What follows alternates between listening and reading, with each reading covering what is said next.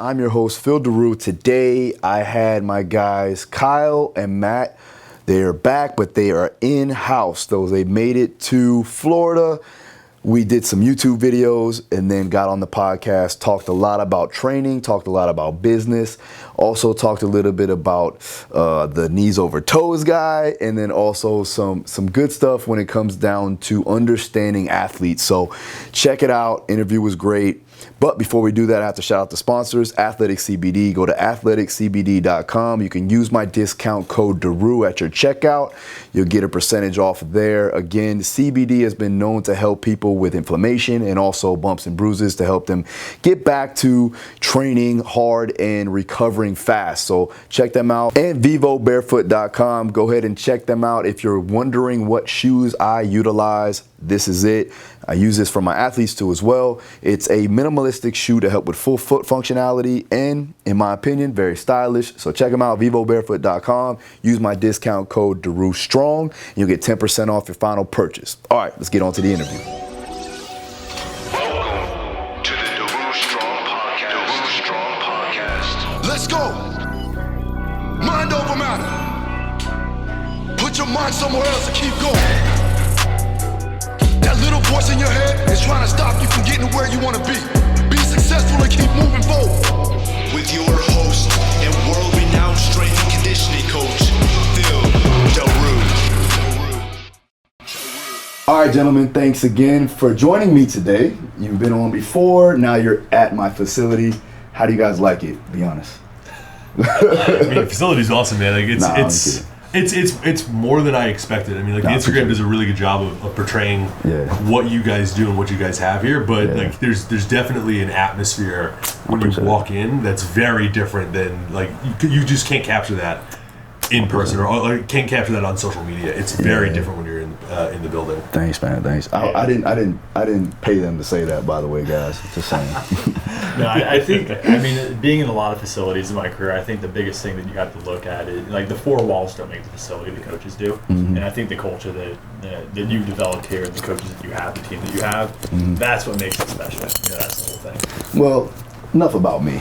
Let's talk about you guys, man. So what's going on now, man? Since we last talked, all right, we did the intro before. We did some YouTube videos, too, which is cool. That'll be on my YouTube channel, so you guys check that out. What are you guys doing now? Like, Matt, go ahead, start.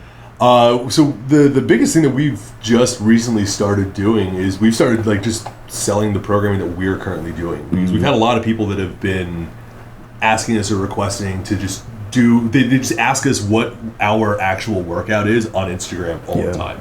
So we figured it was like, okay, well, why don't we just put this together for people that they can just jump in and join us whenever they want to, and they can join and train along right with us. And we can coach them through the apps and everything that we use. So we coach them. We have a community, and we have like a really strong network of people that we're just coaching through this program that we're all suffering through together, which is fun. Gotcha.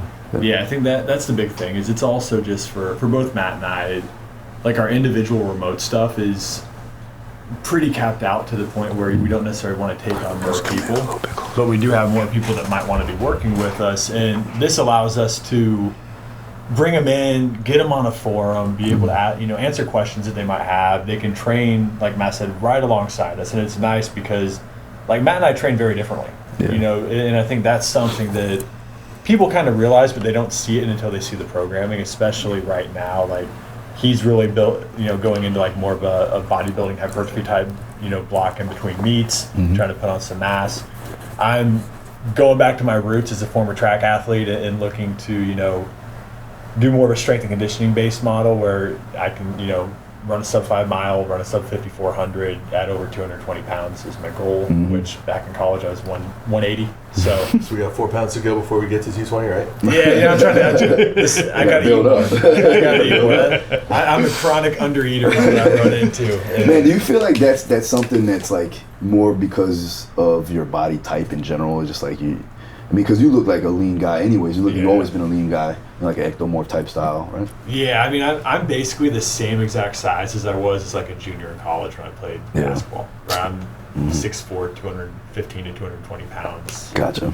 10-ish% body fat or so, and now I'm 38. So just 18, 20 years later, I'm the same size, just hairier. Genetically gifted, I see. Yeah, those ain't metrics we're going to ask me at all. I'm those ones. Yeah, man. So let's go back a little bit, because I wanted to, talk to you guys about, again, how did you guys meet in general and started to develop this business model that you have now? So I actually, when I was working for my previous company, I reached a point where I was just totally capped out in my development, and the same continuing education seminars were coming through every month. So it'd be like pre and postnatal, kettlebells, Viper and animal phones, like all the same ones. I did those in 2013. I'm not doing them again. Yeah. And my manager would always be like, well, I mean, you have to, you're going to get new stuff out of them. Like, kettlebell hasn't changed ever. So like, I'm not, like, they've just put gorilla faces on them. I'm not going to get any better at, like, it's not gonna, that doesn't make me different at like swinging a kettlebell. So I got really, really bored, and I was looking for a mentor, and I was looking for somebody to hire, and I reached out to a couple other mentors, and it was just either out of my price range or just like a time commitment that I couldn't really handle. It was like, one of them was just absurdly expensive per hour. It was like $400 or $500 an hour for like a Zoom call. And another one of them was like a 4 or 5 time a week, like intensive program. And I was like, well, I'm still working 60 hours a week in my in-person job. And so I don't have that time commitment, and I don't want to give this person that I've never met before $500 for no reason. So the one that was very expensive actually referred me to Kyle, and I found his Instagram, and I was like, oh, cool, I'll reach out to this dude and see what happens. It was in January of 2019, right when we were talking about earlier with the intro, right when I started working with him. And I told him, I was like, well, I got a powerlifting meet coming up, so I would like to do this first, and then like I'd like to get started with the mentorship and get started. And he goes, all right, cool, bro. All right, bro, cool. See you on the internet. And it's like, he's like, I'm never gonna see this dude again. Then like the day after my meet, I shoot him a text. I'm like, yo, I'm ready to go. Let's get it going. And he's like, yeah, I've heard this before. I'm not doing this. And then the day after, like I reached out again, and I was like, I'm ready to go. Let's get it started. Are you free this Thursday at like 3:00? We got started. I don't know what Kyle saw in me to decide to hire me to work with him. I know exactly what it was. I built a spreadsheet that was like super basic, and Kyle's terrible with technology. So I sent it over to him. I was like, can you check this out for me? He's like, this is unbelievably good. And I was like, this is like... It had like a sum formula. Yeah. I like oh shit! I can plug stuff in. Yeah. It comes out. I was like, I color coded like 2 things. It was all I did. Nothing happened. So after that, like he reached out to me to work on some remote training and hired me to take over the individual coaching. And then from there, I started trying to like ask him if I could be more involved with stuff. And I was basically just like that pesky little brother that was like, I want to play. I want to do more. And then I finally broke his spirit enough to the point where he allowed me to work with the group mentorship and then run some other stuff. That's cool. Yeah, so how did that come? Like, basically, Matt just told me that was too cheap. I wasn't charging enough. That's why it came to me. Yeah, I was about to say, like, just kind of threw him under the bus there. Absolutely, man. Absolutely, man. We've raised the prices a bit since then.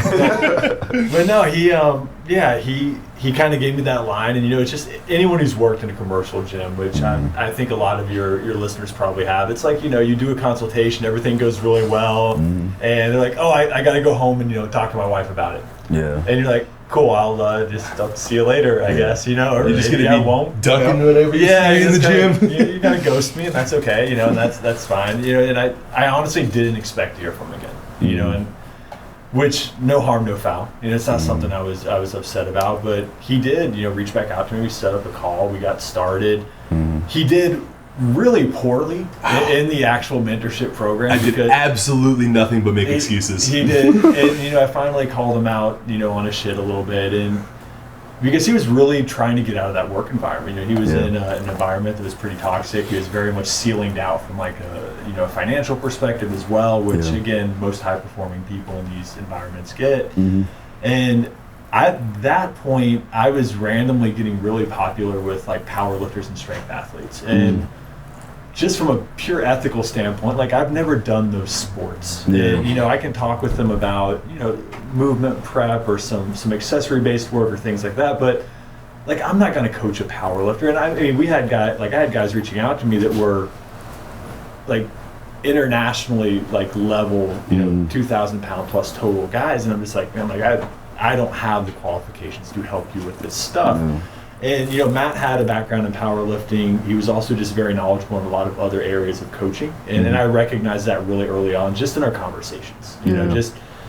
Our calls were always great. It was the in between when he just wouldn't do the stuff I asked him to do that went poorly. So we had a good rapport. I knew he wanted to start branching out of that environment, and basically I saw an opportunity to be able to bring somebody on. Let them start doing some programming, for compound performance, and it started out very part-time, and I was getting really good feedback from the people that he was working with, and so we started giving him more clients, and kind of the same thing, like feedback just started coming back really positive. I started, gaining more trust in him professionally from that perspective, and we eventually got to the point where he was able to make, enough money with working with me, and then moving some people outside, to kind of fully transition over. And he started helping me also with the education stuff, and helping out with our group mentorship program. And even late last year, Q4 of last year, he launched his own, educational platform for powerlifting, Powerlifting Evolved. And, so that's the biggest thing with me, is someone who's been in management at a lot of different levels. Is I want people who are proactive. I want people who are kind of, again, take initiative and look for opportunities and really go pursue those things. And he was somebody who saw an opportunity and built out his platform and his program, and it's been really successful so far. So I'm excited about the stuff that we're looking at, doing moving forward. We've got some more things we can't talk about quite yet, but some things in the works that we're really excited about to scale up quite a bit. And but it started about as poorly as it possibly could. I didn't think I'd ever see him after our first call, and here we are, a year and a half later. So I wanted to ask you guys this, because you developed a great platform, and also an understanding of how to scale your business, and you're teaching these other individuals how to do that. And I get a lot of questions on, like, how do I start an online business? How do I start, with a gym business? What do you think are the major keys to start out with when you're talking about it? Let's go with online first, right? Because that's kind of where the world is going to nowadays with the pandemic, and then, just people just wanting to do more online coaching and training. What is the major thing that you have to look out for when you're trying to start one of that type of business? I mean, I think, and Matt might have a different opinion on this, and we don't, and it's great because we also don't always agree on things, so we check each other quite a bit. But my biggest thing is you have to know who your audience is and who you're speaking to. I think that's where a lot of coaches who are trying to use social media as a business platform kind of miss the forest through the trees, right? As they end up just talking to other coaches online all the time. And whether it's just, again, the topics they're actually talking about, the jargon that they might be using from a training perspective, it's stuff that their actual potential clients, it won't resonate with them at all, right? From just everything from just the ideology of the post itself to looking at, the language being used. And I think that's something that, from a coaching perspective, if you know who you're talking to and you know what to talk with them about, just from a goal selection perspective, like, that's got to be the foundation of everything you're doing, from that point on. You're going to make me look bad because, like, you say that I disagree with you a lot, but I'm actually going to agree with you with this. So I'm going to attack it from a different angle. Is the communication that you're going to have is probably going to be the most important thing. If we're looking at it's like how I was saying, if you're talking, and all of the words that I'm using words like thorax and contralateral or ipsilateral, or using words like dorsal rostral expansion or things like this, or like all these expansion and compression strategies. Like, if I'm talking to an accountant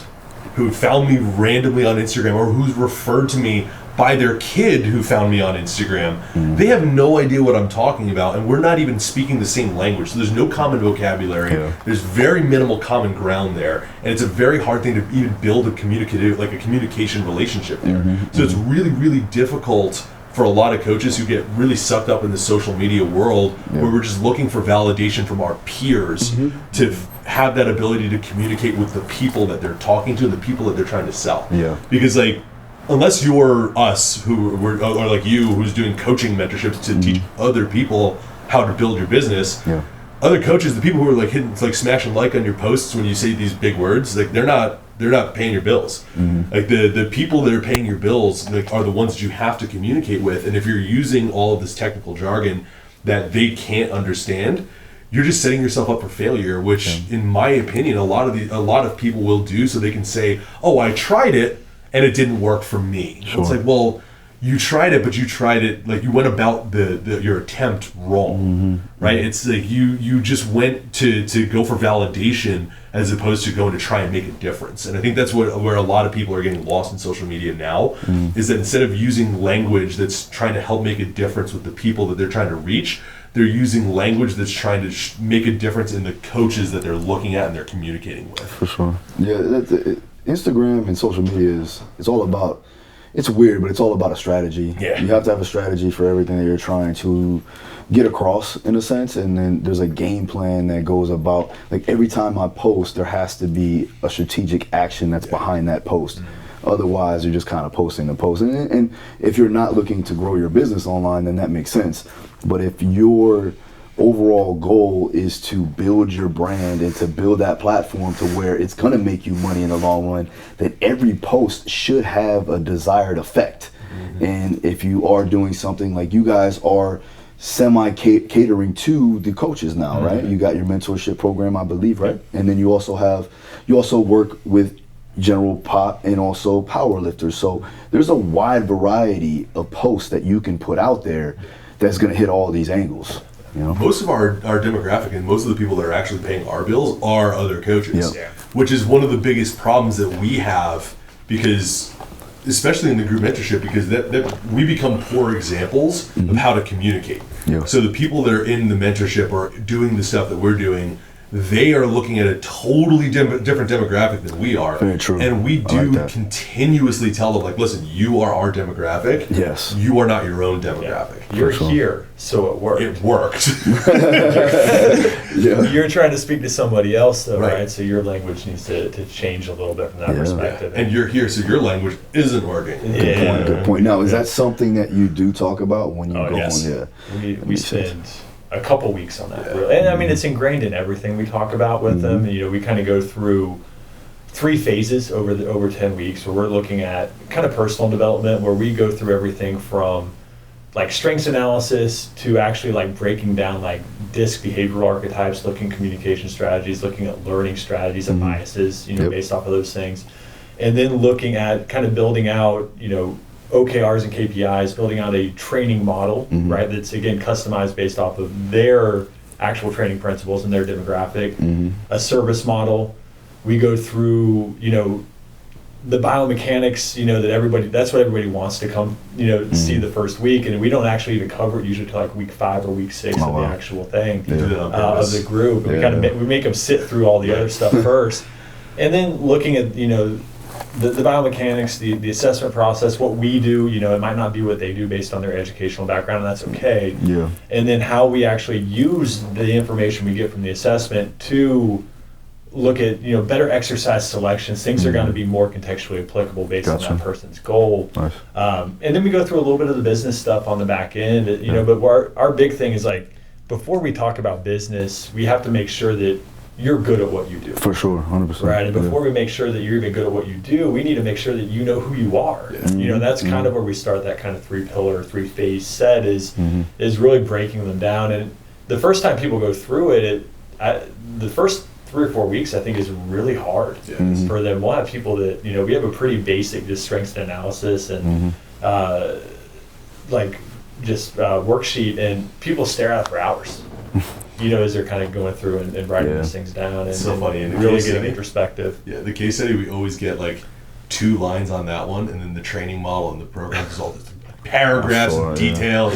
Well, that's the thing. Like, I get the same thing with my guys and the people that I'm working with now in the mentorship, is that all they care about is the programming. It's like programming and the X's and O's. It's like, man, but you don't even know how to communicate. So let's take a step back a little bit further and understand how you can actually work with an individual with proper communication skills, because it don't matter.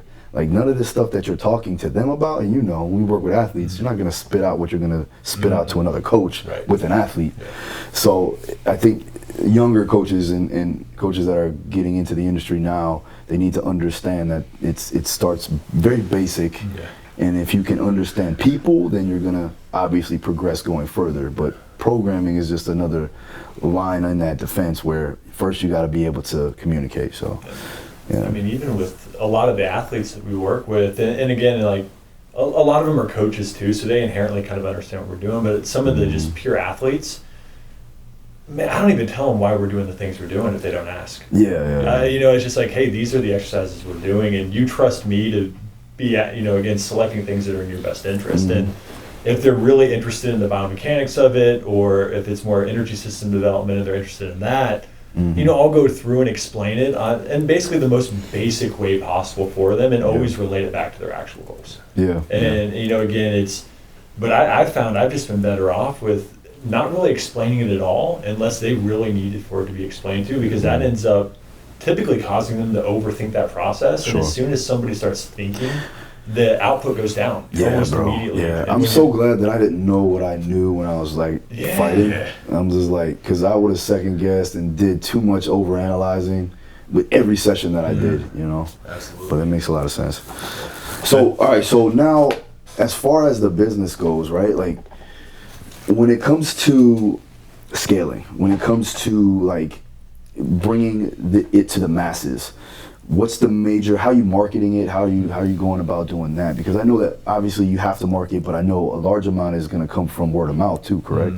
Yeah, we work almost entirely off of social media. You know, we do some Facebook ads here and there, but the majority of what we do is just trying to put out good content. You know, we don't do a ton of just marketing as much as we try to consistently put out content that people are interested in. And then when we are going through a registration period or whatever, we do start posting more and more about it, and kind of ramp up the interest. But we end up getting a lot of referrals and a lot of people who repeat it. You know, we've had people go through the group mentorship 4 times. Really? You know, wow. So that's awesome. We actually just started a membership for only former group mentorship people, right? So they can actually like a postgraduate. They can join it and have access to all of their mentorships for a monthly fee, plus extra, you know, education opportunities, extra webinars that we can do for them. And that's cool. You know, we're starting that actually this next quarter because we've had so many people just repeat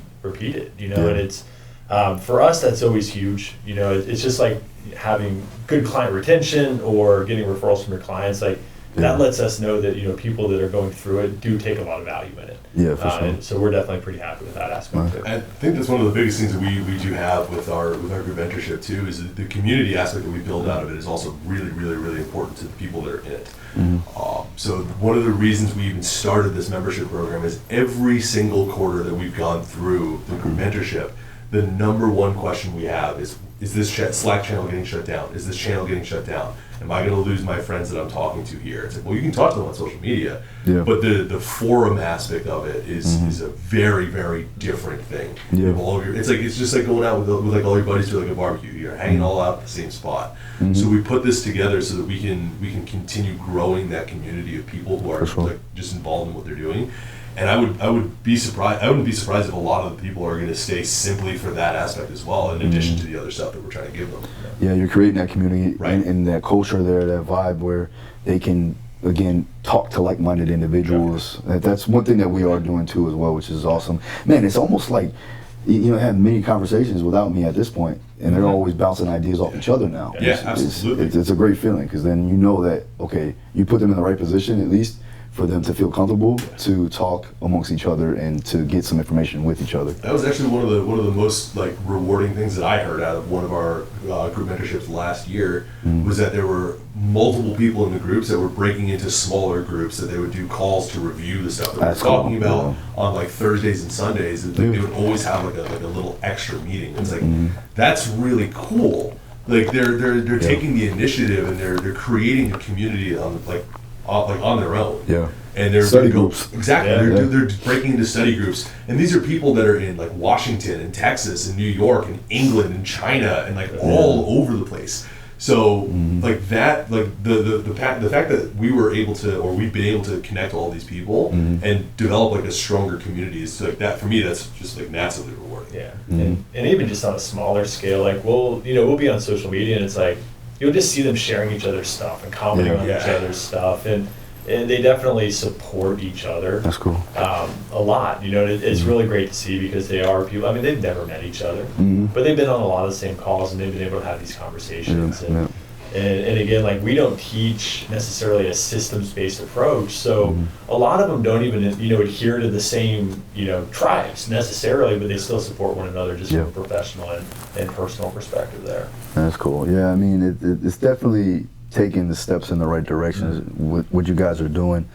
Now, when it comes to like training though, like what's your goals right now? Because I know you're looking to do stuff from more of an athletic standpoint as opposed to Matt, where Matt's just a meathead, one of the power lift. Trying to get into that, bro. But listen, we'll get into the history because my man does have some martial arts background. But we'll talk a little bit. But what's going on, man? Yeah, man, I'm just trying to be 22 again. That's good luck. Good luck. Exactly. I'm your stereotypical like broken athlete, right? And I think that's something for me that's always bothered me because I went through periods of time where I was training a lot post college, but everything hurt. I didn't move well. I didn't consider myself necessarily healthy. Yeah. Especially from like a cardiovascular. Like I went like for years with like no cardiovascular development, just because I was so burnt out from being a collegiate athlete, and I got more into the weights game, and it just kind of broke me down from a movement perspective. I just felt terrible all the time, and so then I went into like pretty competitive indoor rowing, and kind of developed that aspect of things for 3 or 4 years, and got burnt out on that, especially because it was completely remote. Like I've got a concept to it at my house, and then everything's done online and digitally. There's no community really. Yeah.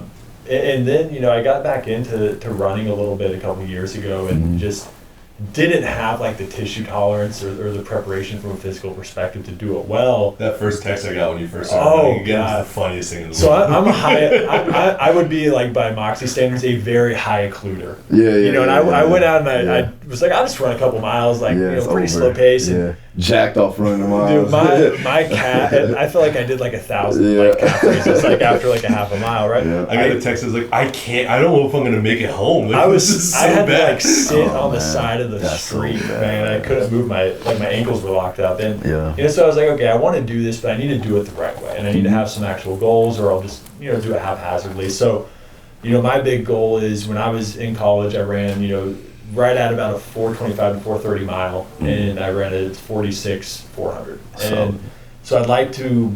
I was 180 pounds and young, right? So I would like to break a sub 5 and then break a sub 50. And just in my training in the fall, like coming out of my pre-testing, I ran a 5:15 and I ran a 51. Nice. So I think those are both within goals, but those are kind of my big ones now. And then if I am to get those, then it's just setting the goals, and maybe branching out to some shorter stuff or maybe some longer stuff based on that. What about ultra long distances? See, I don't think I can do that. I think you can. We're gonna do it together. What I do to you? I really. Why are you trying to hurt me, Phil? I just need somebody with me to share my pain. That's all I want. I think it is interesting. Everybody's not following me. I gotta bring I'll somebody. support you from the sidelines, man. I got you there. Gummy bears. Exactly. Little gel packs. Here you go. Matt's gonna eat the gummy bears. Oh yeah, no. You get half-eaten ones all the time, man. I think people have asked me that, and I think that might be a realistic goal as far as. But I'd probably look at 10 5Ks and then half marathons, and you kind of go a more traditional route. And because I think the next thing I would be looking at would be like a 5K with like a 6 minute or sub 6 minute average, somewhere in there, and then just build it from there. I think I want to have goals, but I want to take it fairly loose. Gotcha. Man, what'd you run, Devin, at 400? So he burnt you. That's what he said. At 46, it's not Olympics, man, but it's that's good. It's fast enough. Yeah, that's fast, right? I figured he's got long legs too. His stride is out there. If I hit the corner, that's straight away it's over. No, that's what I always tell people is I would be in last place in the first hunt. Like the first Yeah. split, Be coming in out of there. the blocks. Yeah. But by the second You're in or the pack. third split, I'm just You're out of there. I'm just striding past people. I ran the 400 once. Never again. Once, yeah, exactly. Actually, one time, one time. exact I was like, 400. this is. Now I'm like, I mean, now I'm doing like 10 times that amount, but yeah, I was like, this is long. I don't like this. I always This tell sucks. people it's the longest minute of your. The only thing Yeah. I found that's worse is there's a 1 minute time trial or Yeah. 1 minute meter test in rowing. Uh-huh. It's a really popular marker in. Like 400 meters in 1 minute rowing is like the elite mark. You know, one of the year, like I did it once, and that year I was one of 6 or 7 people, like internationally on Concept 2's website, who rowed Yeah. 400 meters. Oh, wow. And I was on the ground for at least 45 minutes. Damn. After it. Like I threw up. Like I was like That's when you know you're alive. my bro. wife came into the garage How and you thought I know? was having like a seizure on the floor. yes, Like I mean, exactly. it was bad. You know? yeah, but that was a good feeling though. Oh, it hurt! It hurt for days. I had the like Yeah. the, Oh, the cold? asthma. Yeah. Oh yeah, like the exercise. Because you're damn near cold all the time, isn't it? Like, Yeah. There's no how hot does it get? I'm sorry. Oh, it gets hot in the It gets summer. hot, okay. I was living in New York at this Oh, at this okay, point alright, though. But alright, yeah, so it it's doesn't Missouri's the worst of both, where Mhm. it'll be below zero in the Yeah. winter, but then also like above 100 in the summer. So Oh you- man, That yeah. sucks. When you get, I It's mean, miserable year round a little bit. see, that's the thing that I miss in being in Florida. Like, you don't have seasons in Mhm. Florida, right? We're just either hot or like semi-cold. Oh, you like were wearing a hoodie in like 75 Relax, degrees. relax. I took it off for the podcast. You're killing me right now. I had it on. It was cold this morning. I swear it was 60 degrees. I mean, at this point in Florida, though, trust me, like living in Texas now, you don't want seasons because, like, we yeah. just had a cold snap I and know. it shut down my entire state I for like know, 10 I days. know. That's So so you crazy. don't. What you happened want, with that? Like, our power grid just failed. Like, Wow, there man. was just so much demand that the power grid completely failed. Did it? And they had to shut down everybody's power, otherwise power plants were going to start exploding. Oh, man. So they're just like, yeah, we're just going to turn your power off until further notice, until demand goes down and it gets warmer again. It's like, Yeah, well, they don't care in This is Texas, where we man. need it, man. It's They cold. don't Like, give a shit in Texas. nah, I don't care. Bro, did I tell you about my tornado experience? No. My first time in a tornado, definitely in Dallas, because that's where it always Yeah, happens. that's some Missouri stuff Yeah. too, right there. I don't like Dallas. I'm sorry, guys. I told you this. I like the people in Dallas, but Dallas itself, shit, right? Because it was the first time ever being in an In-N-Out burger on top of that. Okay. So I was enjoying the In-N-Out burger until the tornado hit. Then I was with a guy that actually lives there, so he's like used to it. You know, I was doing a seminar, I believe, and I went there. I was like, ordered my food. I'm like, God, perfect. I'm like, you know, I don't even remember what I got. It was like a double or a triple. I was like, you know, it was something. I was fat, whatever. And I was eating, and I'm like, it was sunny out. Like it was like clear as day. Yeah.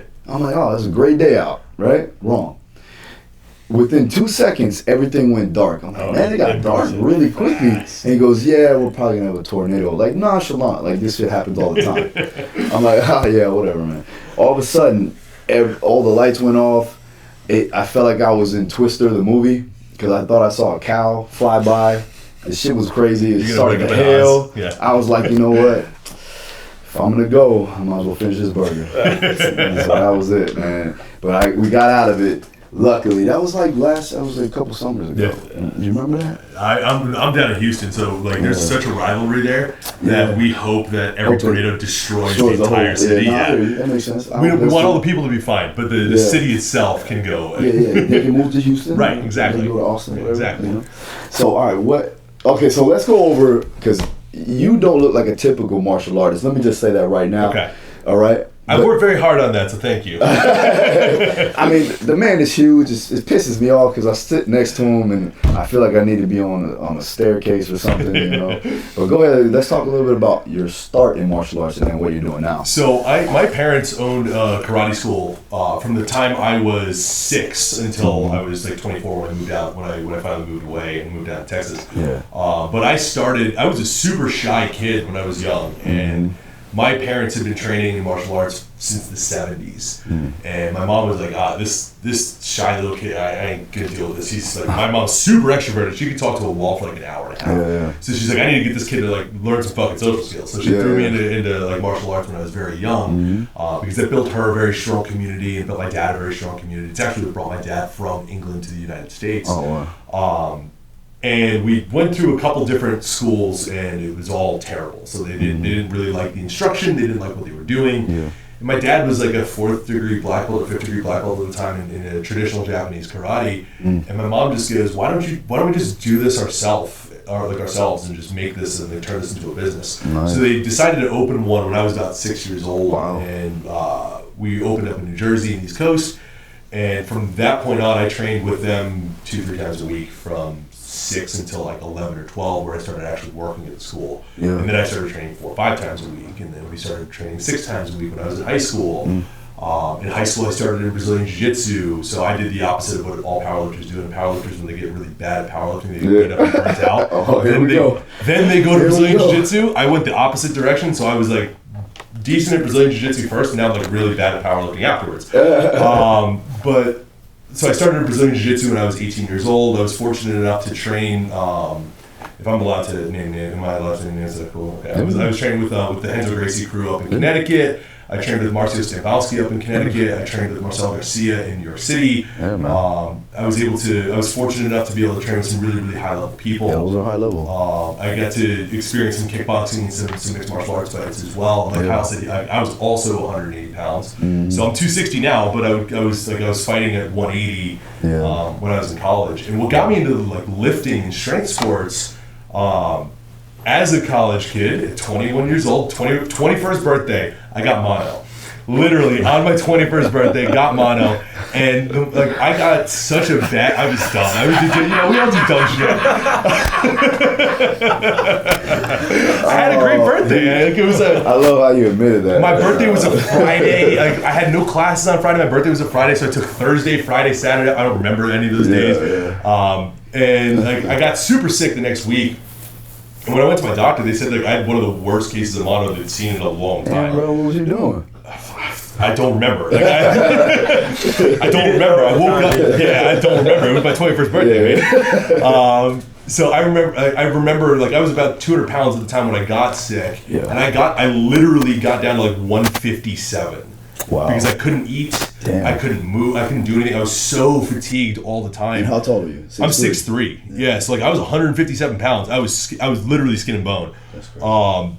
And I remember when I was getting better and when I was on the mend, I was asked to help move a box that was filled with like some papers and some stuff.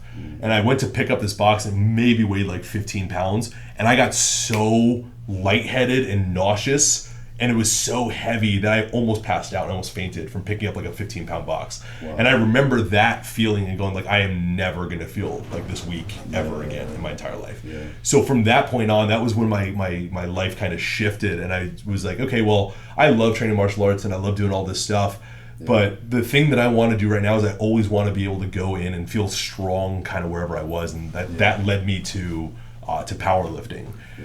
So I started training powerlifting pretty much right then and there, and have been training powerlifting pretty much ever since. I was in 2012, 2013. Gotcha. I stopped training martial arts in 2014. So if you guys are gonna fight me off the internet because people are always gonna talk some shit, I will lose because I don't remember any of it anymore. But I stopped then, and I started really diving into powerlifting and trying to get as strong as humanly possible. And only recently started competing because I went through the curse of all powerlifters. It's I'm close to the state records. I'm going to break the state records in my first meet instead of just nutting up and doing it. And it's for me, that's just it's very fun. It's very rewarding because I can see tangible numerical progress every session that I go into. Sure. Whereas with martial arts, it's hard. It's hard to get. It's very hard to make tangible progress, and especially with things like Brazilian Jiu-Jitsu, where it's you get your white belt and cool, you're going to be training 4 days a week for 4.5 years, and then I'll give you a stripe. Yeah. No, great, man. It's a lot. Yeah, you get it almost. I don't say instant gratification. Yeah. With powerlifting, but like, but you do. There's goals Yeah. that you can set and make. Right. I can hit a throughout the 12-week day. training cycle and PR all 3 lifts. Yeah. Whereas like in Brazilian Jiu-Jitsu, Yeah, it's a process. it's man. a lot longer period of time. It's definitely And- a process for sure. Yeah, and I found that like the jiu-jitsu training was starting to take away from my powerlifting, so I decided that was enough, and got into this full time. And you know, now like I've torn my quad like 3 times in the last like 2 years. So it's just been holding me back a little bit. 2 of them were Kyle's fault. I will 100% blame Kyle. But I'm gonna give you a chance. 100%. I'm gonna give you a chance to defend yourself on that one. I tore my hip flexor in like June of 2019, and then I told Kyle, I was like, hey, I want you to help me with some like movement prep and some corrective exercises, and he did. And then I tore my quad on like a 315 warm-up squat. And I was supposed to warm up with like 500 that day, and it was like, it's my fault, but I'm gonna blame Kyle like 10 times out of 10. And then the second one that happened was not Kyle's fault, but like I'm going to blame him anyway because I've got this track record now of just blaming other people for my problems and my mistakes. So I'm just gonna keep that rolling, and we're just gonna roll with that one. So okay, all right. So let's get you back into the ring. All right, we're gonna start doing that. We'll play around a little bit. Because what are you doing in powerlifting right now? Like what's the goal? So right now? I'm actually I actually just competed on March 21st. So like right now, like I don't have any plans to compete until December. Yeah. So like as a 6'3" person in powerlifting, being super tall is not the most advantageous thing. Why don't you do strongman? What's wrong with you? Because there's no strongman stuff near me. Like there's no strongman stuff in Houston. No, man. There's one place that just opened up, but I'm like too committed to powerlifting at this point. Yeah. Like my identity But what is about my your total. gym though? Like isn't the gym that you work out at? That hasn't nothing in it? No, we got no strongman stuff. It's purely powerlifting. Really? Yeah. Wow. Yeah. That's crazy. But like my identity's wrapped up with my total at this point, and like whenever I lose pounds on my lift, I like get sad and depressed. This is a joke. I'm not that. That's not me. Yeah. It's not a joke. It's emo ass. Yeah, kid, exactly. man. Like He'll DM me. He'll text me. I had a bad squat, and I'm like crying like on my Instagram story. But like yeah, I mean I'm down to get into it because like right now all I'm trying to do is fill out my weight class. So I think jiu-jitsu you'd really like that. Though. I love Brazilian Jiu-Jitsu. Yeah. Like I trained for a long time. And like I was a Jiu-Jitsu bum all through college. And because of the fact that you know movement and the body so well, that it becomes a little bit easier, but simpler. Like you pick things up a lot faster. Mm-hmm. You know, that's what I realized when I started to really study the body. Was like, all right, I know I'm in a bad position here, and I know I'm not going to be able to drive any force through this position, right? Or increasing mobility and stability in different ranges and stuff, and then from there, like your game gets better. Yeah. So absolutely. and I'm efficient too as well. So like now, I don't get gassed out as much, right? So I can roll with black belts because I know what they're gonna do. Okay.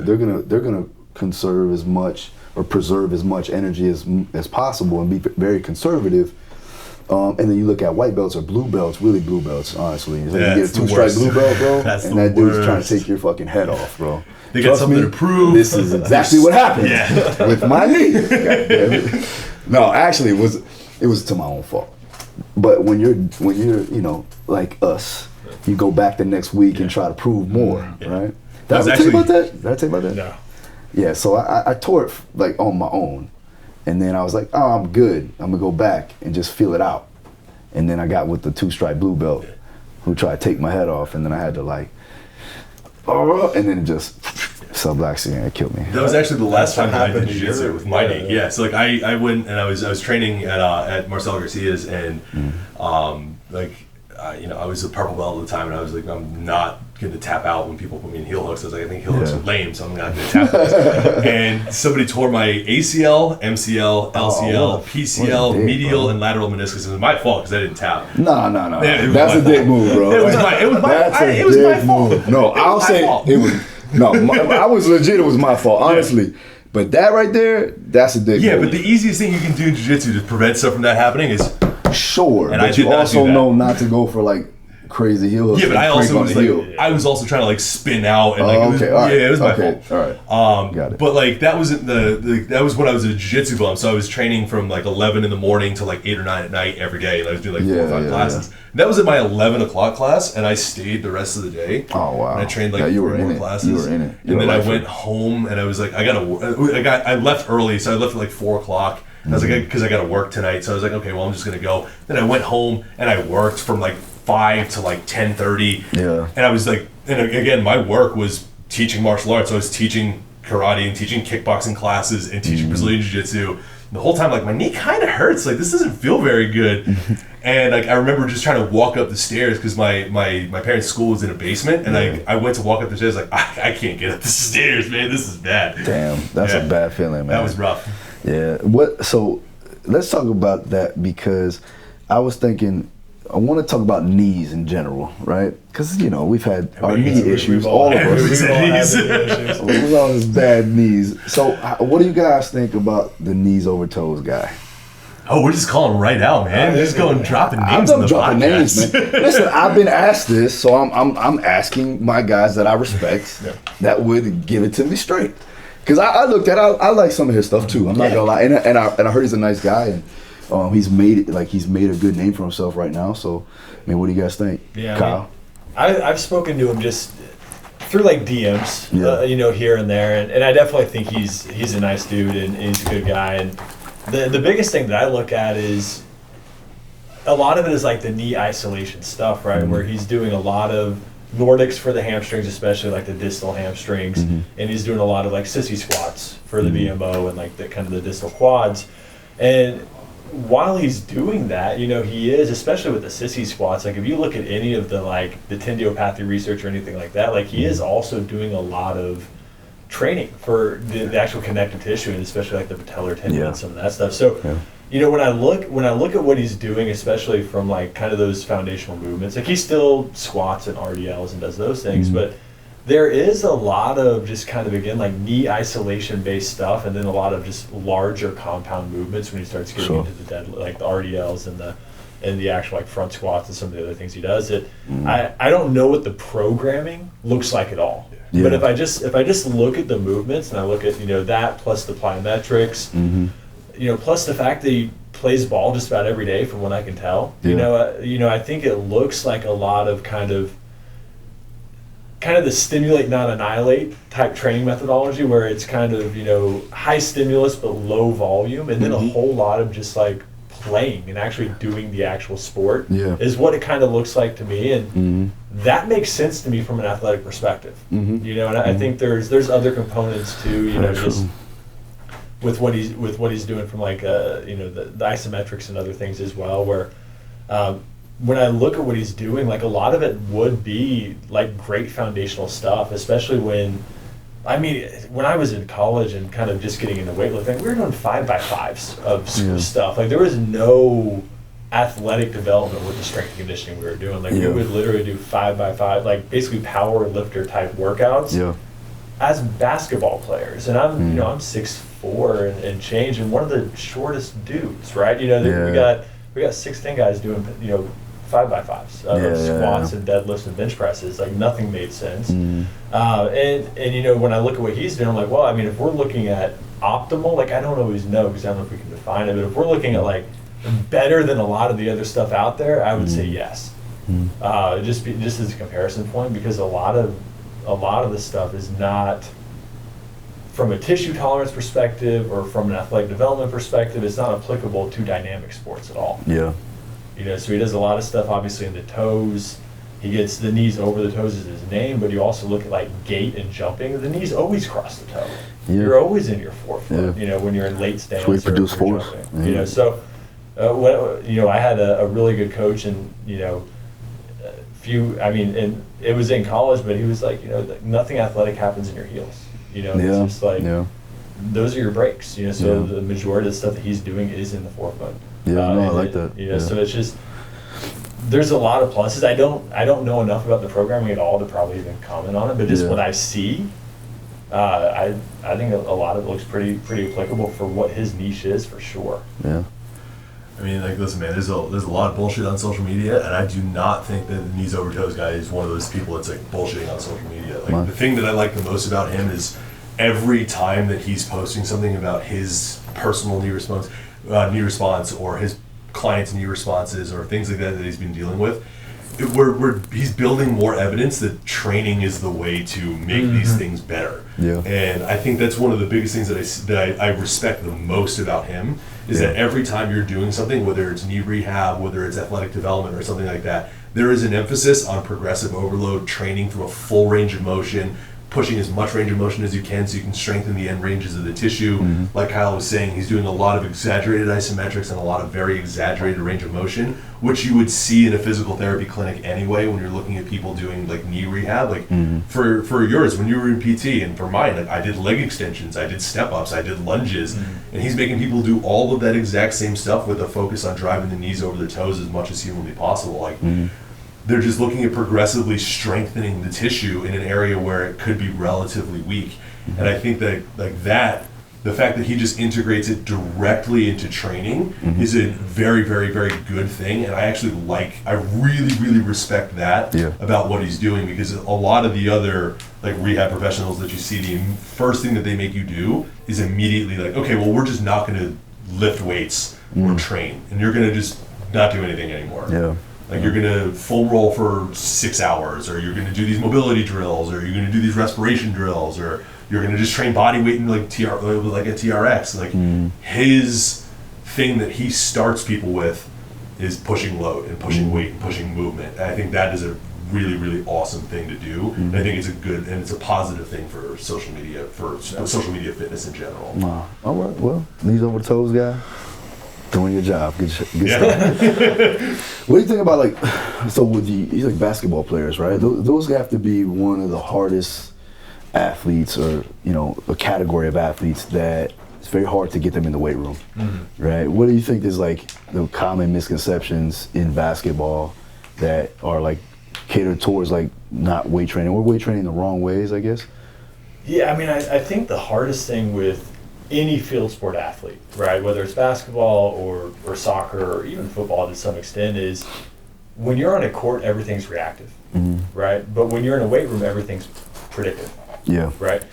So you can simulate physiological and physical adaptations and biomechanics and some movement patterning that you might see on a basketball court, but you're never going to recreate it from a tactical standpoint, right, and a cognizant standpoint. And I think that's where, when you look at like stimulus response, and even if you look at like the autonomic nervous system and being, hypersympathetic over the course of a game and how that affects your actual movement, a gym will never recreate that. Like if I go in and I know, all right, well, I got, 3 sets of 8 of squats, and then I've got some, X by Y of deadlifts or whatever, I know what to expect. I know what my load is. There's nothing surprising about it. There's nothing even novel about it from that perspective. So I think what you're looking at is, when you're working with basketball players or any of these athletes, that you have to build the tissue tolerance. You have to build the biomechanic competencies, right, and the movement capacities from that perspective.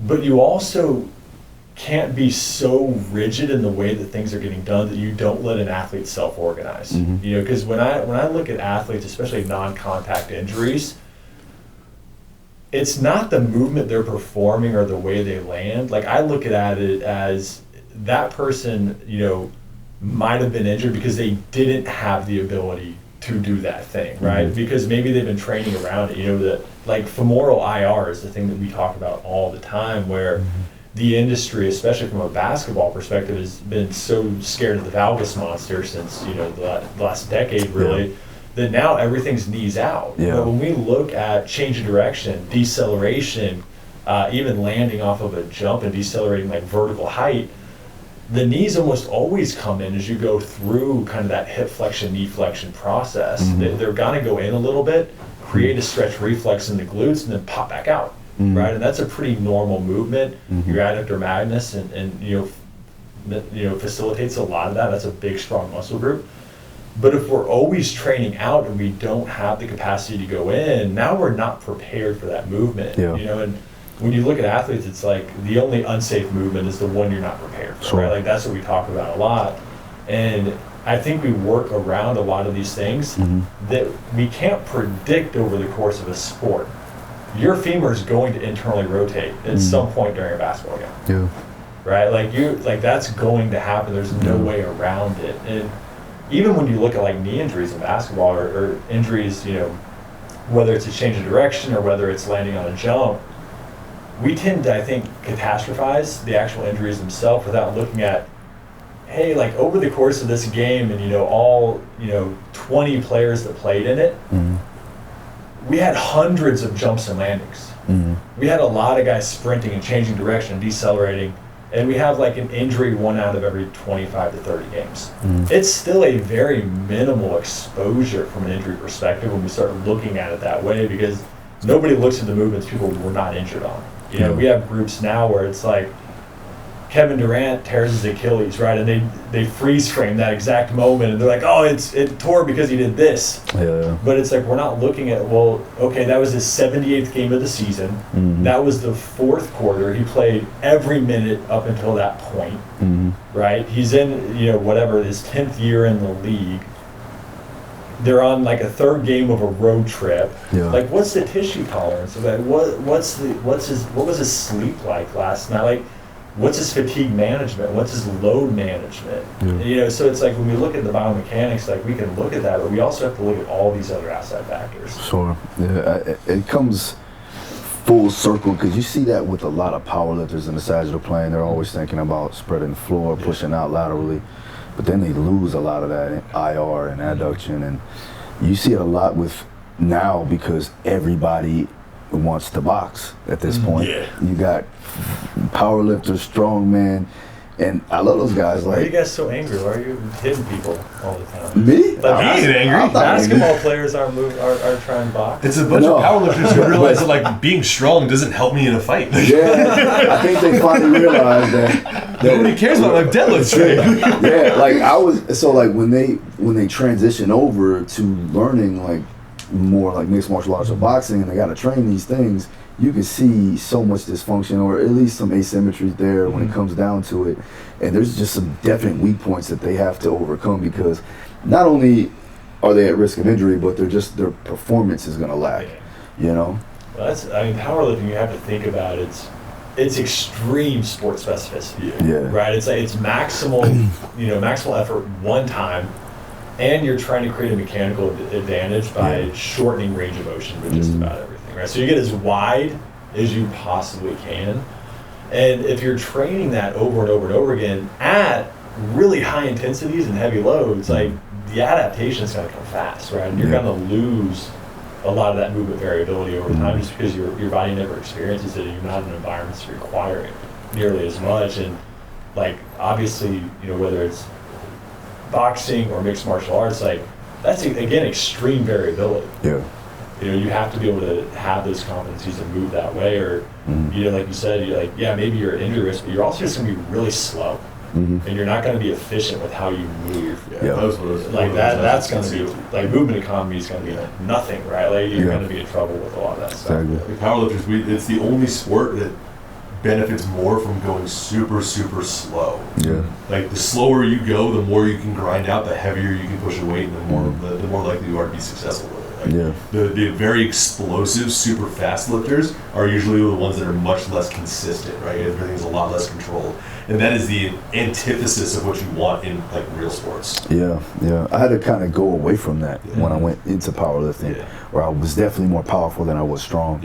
And like I would see it, and then I started to understand how strain through movements. Then I had to revisit it and come back and kind of separate myself from powerlifting and try to work more athletically. And I was like, damn, I'm missing a lot of elasticity. I'm missing my rate of force. I'm missing the ability to just reproduce that. And it was tough. Now I'm getting back to the point of like with the knee injury and everything else, we were doing a lot of ballistic style training and just plyometrics, low level plyos, getting back in there, feeling a little bit better. Plus with the running, I think that does help. But I'm gonna flip that though, right? So now we have combat sport athletes, let's say boxing or MMA. Do you feel like they can benefit from doing some type of powerlifting? Not powerlifting, but the powerlifting movements in, let's say, intensity zones that is going to elicit force production? I think they can. I think a lot of people got really, really afraid of training on like machinery for a long time. And I think for most of these athletes, a lot of machine-based training is going to be a significantly better thing that they can do, right? Because if we're looking at isolating and strengthening up, like let's say we've got a basketball player or a combat sport guy, it's like you got weak quads, right? For example, as just like a really easy example, what's the easiest thing to do to build up more quads? Is it to squat, or is it to have you leg press or hack squat or do leg extensions, right? Those are the things where we can actually like isolate the tissue itself. The other really good benefit is they're going to have a lot less systemic fatigue, and the limiting factor is not going to be other secondary tissue or joints or like just other processes Elbows in the body, and, right? Right. Like if my limiter, my back squat strength is my elbow pain, well then I'm not going to be training my quads because I'm stopping before this is the problem. So I think that's one of the biggest things that they would benefit from is actually less like specific barbell training and more like machine training through a fuller range of motion. And if they're going to start integrating barbells, this is actually, and like everybody like has hated on West Side for a long time, but I think conjugate training for like fighters is a significantly better way to train, because like if we're looking at powerlifting, the positions where it's going to be the hardest are going to be in the bottom of the squat. The bench is going to be when it's on your chest, and the deadlift is going to be when it's on the floor. And that is not similar to anything that you're going to be doing in fighting. When fighting, you need to accelerate your punches you're going through. And if we're looking at the bench, it's like with like a banded bench, it's going to be light at the bottom, really heavy at the top. So it teaches you to create more force as you're going through. And I think the neurological adaptation of things like a conjugate or concurrent style training program are going to be significantly better than just traditional straight like barbell work. I don't think it's going to be as useful. Yeah, I didn't pay him to say that either, by the way. Just saying.